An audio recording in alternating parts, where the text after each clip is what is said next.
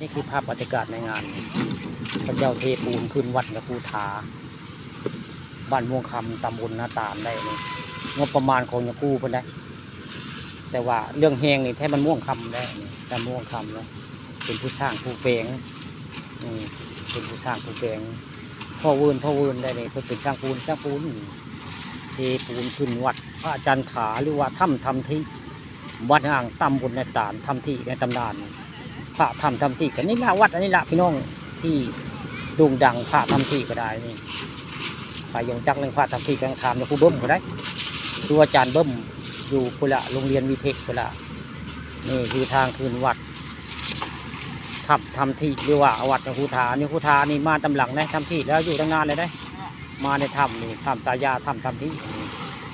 แต่ว่าอันทำที่เพิ่นตุยตั้งนานแล้วล่ะตุยตั้งนานแล้ววันนี้เลยเอาภาพบรรยากาศพระเจ้ามาเทปูนเททางขึ้นวัดยภูฐาบ้านม่วงคำตำบลนาตาลและภูฐาบ้านคำประชมภาพบรรยากาศในงานมาให้เบิ่งให้ชมได้นี่กับภาพพระเจ้าเทปูนได้นี่เทปูนทางขึ้นวัดยภูฐาบ้านม่วงคำตำบลนาตาลได้นี่คือภาพบรรยากาศในงานกับเจ้าไรในงานของเทปูนยภูฐาแล้วนี่ภูฐาปาตคำประชมได้มีโอกาสเอาภาพพระเจ้าเหตุการณ์ให้งานทางขึ้นวัดยภูฐามาให้เบิ่งแล้วนี่คือภาพในงานพระเจ้าเทปูนขึ้นทางขึ้นวัดยภูฐาหรือว่าวัดทำที่วัดทำที่บ้านอ่างแล้วนี่พระเจ้ากำลังเทแย่นี่ร่วมด้วยช่วยกันได้นี่เบื่อกันวัดพึ่งวัดกับชาวบ้านกับพึ่งกันเนาะนี่ช่วยกันหน่วยง่ายพระครับเป็นโยมก็ได้โยมมาปาดปูนเทปูนให้ทางขึ้นนะผู้นี่ทางขึ้นวัดยภูฐาเพิ่นได้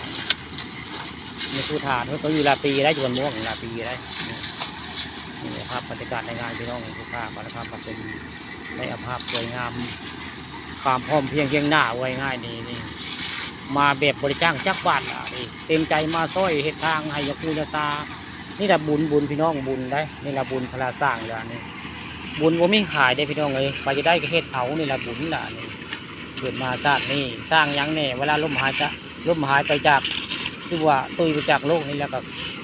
เปรียบเทียบในยมบาลถามก็ตอนเป็นมนุษย์มันน่าเฮ็ดยังเนี่ยก็ตอบได้ว่าเคยไปเฮ็ดทางให้ขึ้นวัดยาคูยาซาเคยทำดีแบบนี้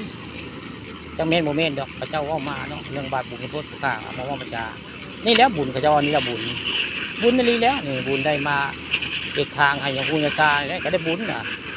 ยาคูคือเส้นทางกับในทิศแล้วที่นี่นึงก็ว่าคือพระพุทธเจ้าคนละเพิ่นก็แต่งกายสืบเรียงกับพระพุทธเจ้าอะไรง่ายเอกทางพระพุทธเจ้าคนย่างอะไรง่ายเปรียบเทียบได้เปรียบเทียบของพระข้าได้คำของพระข้าเปรียบเทียบหรือทางของพระพุทธเจ้าเลยนี่ก็คือทางยาคูทาได้ล่ะแต่ได้พระข้าคือวิธีการถ่ายทอดไว้พอแบบนี้เนาะ